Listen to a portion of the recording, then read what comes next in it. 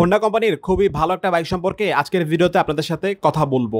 যেই ভালো বাইকটা নিয়ে মানুষজনের মধ্যে আগ্রহ কিছুটা কম আমি দেখেছি। যখন কেউ নতুন কোনো বাইক কিনতে যাচ্ছে তখন তারা আসলে ইয়ামাহা অথবা সুজুকি কোম্পানির বাইকগুলোকে বেশি প্রায়োরিটি দিচ্ছে, সেই বাইকগুলোর প্রতি বেশি আগ্রহ দেখাচ্ছে। তবে হোন্ডা সিবি হর্নেট 160R খুবই ভালো একটা বাইক। এই বাইকটার প্রতি মানুষজনের আগ্রহ কম্পারেটিভলি কম আমি দেখেছি। আজকের এই ভিডিওতে আপনাদের সাথে হোন্ডা সিবি হর্নেট 160R এই বাইকটার ভালো দিক এবং খারাপ দিক অথবা প্রস অ্যান্ড কনস নিয়ে আপনাদের সাথে কথা বলবো। তবে আপনারা যারা হোন্ডা সিবি হর্নেট 160R এই বাইকটার ইউজার রয়েছেন, আপনাদের সবার কাছে একটা রিকোয়েস্ট করতেছি, আপনি আপনার বাইকটা চালিয়ে কি নেগেটিভ সাইড আসলে ফিল করছেন সেটা কমেন্ট করে আমাকে এবং অন্যান্য ভিউয়ারদেরকে জানিয়ে দিন। যারা আসলে এই বাইকটা কিনতে চাচ্ছে তারা কিন্তু আপনার কমেন্ট থেকে একদম লেজিট আইডিয়া পেয়ে যাবে যে অ্যাকচুয়ালি এই বাইকটার কি খারাপ দিক রয়েছে। যদি কোনো খারাপ দিক আপনি ফেস না করেন তো সেটাও আমাদেরকে জানিয়ে দিন। হর্নেট সম্পর্কে প্রথম ভালো দিকটা বলতে হবে এটার লুকস নিয়ে। হর্নেট বাইকটা কিন্তু খুবই বড় সড়ো মাস্কুলার একটা বাইক এবং এটাকে কিন্তু আসলে বলা হয় মাচো লুকের বাইক। সামনের যে ফ্রন্ট পার্টটা, হেডলাইট যে সেটআপ, এগুলো আসলে বেশ বড় সড়ো। ওভারঅল এই বাইকটার লুকসটা কিন্তু যথেষ্ট সুন্দর। লুকসের সাথে রিলেটেড একটা বিষয় বলবো, সেটা হচ্ছে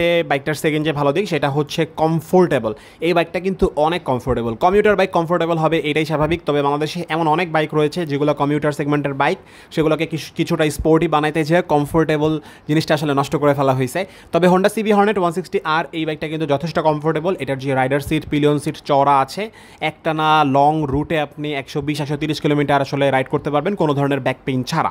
একই সাথে এই বাইকটার যে হ্যান্ডেল বার দেওয়া আছে কিছুটা আপরাইট করে দেওয়া আছে, তো ওভারঅল রাইডার সিটিং যে পজিশনটা হয়েছে এইটা খুবই কমফোর্টেবল। হর্নেট বাইকটার এর পরবর্তী যেই ভালো দিকটা বলতে হবে সেটা হচ্ছে এটার ইঞ্জিন। খুবই পাওয়ারফুল একটা ইঞ্জিন কিন্তু ব্যবহার করা হয়েছে হোন্ডার এই বাইকটাতে।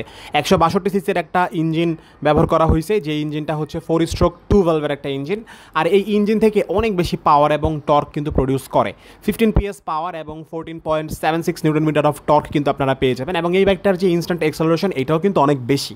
হর্নেট বাইকটার টর্ক ফিগার অনেক বেশি হওয়ার কারণে টপ ইন্ডে হর্নেট দিয়ে অনেক ভালোভাবে আসলে টানাটানি করা যায়। আমি আমার সব ভিডিওতেই বলি যে আপনি টানাটানি করেন, স্পিডিং করেন, ওভারটেকিং করেন, কোনো সমস্যা নাই, তবে অবশ্যই আগে ভালোভাবে ইঞ্জিন ব্রেকটা শিখে নেন, বাইককে ভালোভাবে কন্ট্রোল ব্যালেন্স করাটা শিখে নেন। পরবর্তী যে ভালো দিকটা বলবো এইটা হচ্ছে এই বাইকের সবচেয়ে হাইলাইটেড ফিচার, সেটা হচ্ছে এই বাইকটার ব্রেকিং সিস্টেম। এই বাইকটার মধ্যে কিন্তু দেওয়া আছে কম্বাইন্ড ব্রেকিং সিস্টেম। তো কম্বাইন্ড ব্রেকিং সিস্টেম কি সেটা নিয়ে আপনাদেরকে বলতেছি, তার আগে আপনাদেরকে বলে দিচ্ছি এটার মধ্যে কেমন ডিস্ক দেওয়া আছে। বাইকটার সামনে দেওয়া আছে 276 মিলিমিটারের একটা পেটাল ডিস্ক, যেটা যথেষ্ট বড়, এবং পিছনে দেওয়া আছে 220 মিলিমিটারের একটা পেটাল ডিস্ক ব্রেক। বাইকটার মধ্যে কোনো ধরনের ABS ব্রেকিং সিস্টেম দেওয়া নাই, কিন্তু দেওয়া আছে কি কম্বাইন্ড ব্রেকিং সিস্টেম। এখন এই কম্বাইন্ড ব্রেকিং সিস্টেমটা আসলে কি? কম্বাইন্ড মানে হচ্ছে দুইটা ব্রেক একসাথে কাজ করবে। আপনি যখন পায়ের ব্রেকটা প্রেস করবেন অথবা রেয়ার ব্রেকটা প্রেস করবেন তখন আপনার যে ফ্রন্ট ব্রেক সেটাও কিছুটা আসলে কাজ করবে। এখন এই কম্বাইন্ড ব্রেকিং সিস্টেমের বিষয়টা হচ্ছে আপনি যখন বাইকটাকে ব্রেক করতেছেন দুইটা হুইলে বা দুইটা টায়ারে যে দুইটা ডিস্ক দেওয়া আছে এই দুইটা ডিস্কের উপরে ব্রেকিং ফোর্সটা হচ্ছে ডিভাইড হয়ে যেতেছে। এই কারণে বাইক অনেক স্টেবল, বাইক অনেক ব্যালেন্সড, বাইকটা কন্ট্রোল করতে অনেক বেশি হেল্প হচ্ছে আপনার জন্য। নর্মালি ডাবল ডিস্কের বাইকের ব্রেক করলে কি হয়, আপনি যখন ডাবল ডিস্কের বাইক ব্রেক করবেন, ইঞ্জিন ব্রেক যদি না করেন, ক্লাচ চেপে ধরে সাধারণ যে ব্রেকটা যদি করেন, দেখা যেতেছে পিছনের টায়ার স্কিড করতেছে, তাই না? যদি জিক্সারের কথা বলি তো পিছনের টায়ার হচ্ছে স্কিড করতেছে। কিন্তু কম্বাইন্ড ব্রেকিং সিস্টেমের বাইকে এই স্কিডের পরিমাণটা অনেকটাই কমে আসবে। স্কিড যে করবে না বিষয়টা এমন না, কিন্তু স্কিডের পরিমাণটা অনেকটাই কমে আসে এই ব্রেকিং ফোর্সটা সামনের হুইলে এবং পিছনের হুইলে, অর্থাৎ সামনের ডিস্কে এবং পিছনের ডিস্কে ডিভাইড হয়ে যাওয়ার কারণে।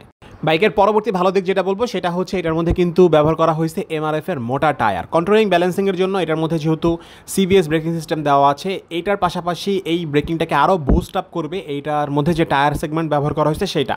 সামনে দেওয়া আছে 100 সেকশনের একটা মোটা টায়ার এবং পিছনে দেওয়া আছে 140 সেকশনের একটা মোটা টায়ার। তো হর্নেট বাইকটা এই জন্য আসলে CBS ব্রেকের কথা বলি অথবা টায়ার সেগমেন্টের কথা বলি অথবা এই বাইকটার যে ওয়েট ডিস্ট্রিবিউশন, এই সব কিছু মিলা এই বাইকটা কিন্তু সুন্দরভাবে কন্ট্রোল ব্যালেন্স করা যায়। আচ্ছা, পরবর্তী যে ভালো দিকটা বলবো সেটা হচ্ছে মাইলেজ।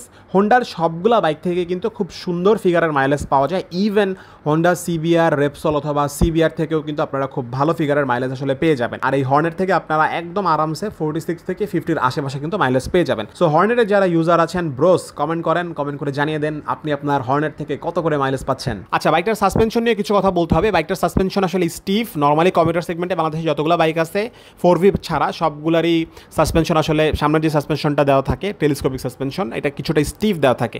এই সাসপেনশনটা স্টিফ দেওয়া থাকে হচ্ছে বাইকটাকে সুন্দরভাবে কন্ট্রোল ব্যালেন্স করার জন্য অথবা স্টেবল রাখার জন্য। আপনি যখন কর্নারিং করবেন দেখবেন যে আপনার বাইক হচ্ছে স্টেবল থাকতেছে। তো স্টিফ সাসপেনশনের কারণে আপনার হচ্ছে হাতের কবজি মাঝে মাঝে ব্যথা হয়ে যাবে, তবে বাইকটা কিন্তু কন্ট্রোল আর ব্যালেন্স কিন্তু করতে খুবই সহজ হবে, সুবিধা হবে।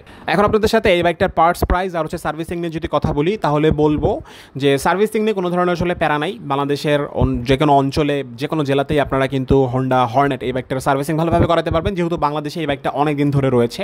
আর পার্টস প্রাইস হচ্ছে মোটামুটি আমি দেখছি যে জিক্সার অথবা এফজেডএস V2 V3 থেকে কিছুটা বেশি, কখনো কখনো সমান হয়ে যাইতেছে। বাট তারপরও এখানেও আসলে আপনারা যারা আসলে ইউজার আছেন, আপনারা আসলে একটু কমেন্ট করে জানাবেন যে আপনারা বিভিন্ন পার্টস কত টাকা দিয়ে কিনেন, কত টাকা দিয়ে পার্টস হচ্ছে ইনস্টল করেন, এগুলো আসলে কমেন্ট করে আমাদেরকে জানিয়ে দিবেন। ওভারঅল এই বাইকটা কিন্তু সুন্দর একটা বাইক। এইটার হাইলাইটেড যেই বিষয়টা আমি বলবো সেটা হচ্ছে এটার ব্রেকিং কন্ট্রোলিং হচ্ছে একদম outstanding, as well as the mileage is awesome. চলেন এই বাইকটা সম্পর্কে কিছু নেগেটিভ সাইড নিয়ে কথা বলার চেষ্টা করব। তো প্রথম যে বিষয়টা হচ্ছে সেটা হচ্ছে যেহেতু ইঞ্জিনটা অনেক পাওয়ারফুল এবং ইঞ্জিনটা হচ্ছে এয়ারকুল একটা ইঞ্জিন, তো অন্যান্য কমিউটার সেগমেন্টের বা অন্যান্য এয়ারকুলড ইঞ্জিনের মতো এটাও কিন্তু আসলে গরম হবে, ইঞ্জিনটা হচ্ছে হিট হয় অনেক দ্রুত। তো এটা একটা বিষয়। যখন আপনি লং রুটে রাইড করতে যাবেন মোটামুটি 60-70 কিলোমিটার পর মোটামুটি 10-15 মিনিটের একটা ব্রেক নেওয়ার চেষ্টা করবেন, সেক্ষেত্রে আপনার ইঞ্জিন হচ্ছে ঠান্ডাও হয়ে যাবে আর ইঞ্জিনের পারফরমেন্স তো আর হচ্ছে ফল করবে না। আচ্ছা, আরেকটা কথা একটু বলে নেই, সেটা হচ্ছে বাইকের যে নেগেটিভ সাইডগুলো বলবো এগুলোর মধ্যে সবগুলো কিন্তু আসলে তেমন আহামরি বা বড় সড়ো কোনো নেগেটিভ সাইড না। এর মধ্যে ম্যাক্সিমামই আসলে আপনি ডিল করতে পারবেন, ম্যাক্সিমাম প্রবলেমগুলো আপনার কাছে প্রবলেম নাও মনে হতে পারে। সেকেন্ড যে বিষয়টা বলবো বাইকের নেগেটিভ সাইড সম্পর্কে সেটা হচ্ছে এটার যে ইনস্ট্রুমেন্ট কনসোল, এখানে কোনো ধরনের আসলে গিয়ার ইন্ডিকেটর নাই। তবে বাংলাদেশের অন্যান্য অনেক বাইক আছে যেগুলোর মধ্যে আসলে গিয়ার ইন্ডিকেটর নাই, আবার অনেক বাইক আছে যেগুলো গিয়ার ইন্ডিকেটর দিয়ে দিছে। তো এটার মধ্যে আসলে কোনো ধরনের গিয়ার ইন্ডিকেটর আপনারা আসলে পাবেন না। এমনিতে 2টা ট্রিপ মিটার পেয়ে যাবেন, ফুয়েল গজ পেয়ে যাবেন, তারপর RPM গজ পেয়ে যাবেন, ঘড়ি পাবেন, এটা একটা ভালো জিনিস। এই তো। আর আমরা যদি পরবর্তী নেগেটিভ সাইডের কথা বলি সেক্ষেত্রে বলতে হবে এই বাইকের মধ্যে কোনো ধরনের কিল ইঞ্জিন সুইচ অথবা ইঞ্জিন কিল সুইচ দেওয়া নাই।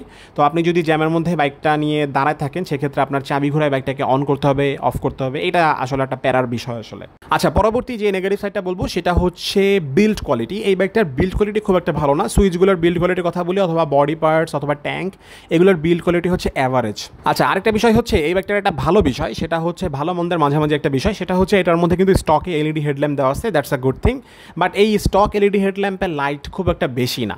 বাংলাদেশে যতগুলো কমিউটার সেগমেন্টের মধ্যে এলইডি হেডল্যাম্প দেওয়া হয়েছে যেগুলোর দাম মোটামুটি হচ্ছে 2.5 লাখ টাকার ভিতরে, সেই বাইকগুলোর ম্যাক্সিমামগুলোর একই অবস্থা, মানে স্টক এলইডি হেডল্যাম্পের পাওয়ার খুবই লো। তো এটার ক্ষেত্রেও কোনো ধরনের ব্যতিক্রম হয় না, ব্যতিক্রম হলে ভালোই তো আসলে। ওকে, ফাইনালি আরেকটা যে বিষয় বলবো সেটা হচ্ছে এই বাইকটার থেকে আমি যখন রাইড করছি 100+ হলে আমি হচ্ছে এটার ফুট পেগ আর হচ্ছে হ্যান্ডেল বারে কিছুটা ভাইব্রেশন ফিল করছি, আর আমি আসলে ফিল করছি। তো আপনারা কমেন্ট করে জানান যে আপনারা আসলে ফিল করছেন কি না, এটা একটা বিষয়। আর আরও যদি কোনো নেগেটিভ সাইড থাকে, ভিডিওটা একদম শুরুতে বলছি, আপনারা যারা আসলে হর্নেট বাইকটার ইউজার আছেন, আপনি যে অনেক দিন ধরে বাইকটা চালাচ্ছেন, আপনি যে ইউজ করতেছেন, আপনি আপনার ইউজার এক্সপিরিয়েন্স থেকে 1-2টা করে নেগেটিভ সাইড লিখে যান আমাকে এবং অন্যান্য ভিউয়ারদেরকে জানিয়ে দিন। আশা করছি আজকের এই ভিডিওটা আপনাদের ভালো লাগছে। যদি ফেসবুকে ভিডিওটা দেখতে থাকেন তাহলে একটা ফলো দিয়ে রাখেন, আর যদি ইউটিউবে দেখতে থাকেন তাহলে একটা সাবস্ক্রাইব করে রাখেন। সবাই অনেক ভালো থাকবেন এবং সুস্থ থাকবেন। আপনি যদি আমার মতো রাইডার হয়ে থাকেন তাহলে অবশ্যই ট্রাফিক রুলসগুলো মেনে চলবেন। আল্লাহ হাফেজ।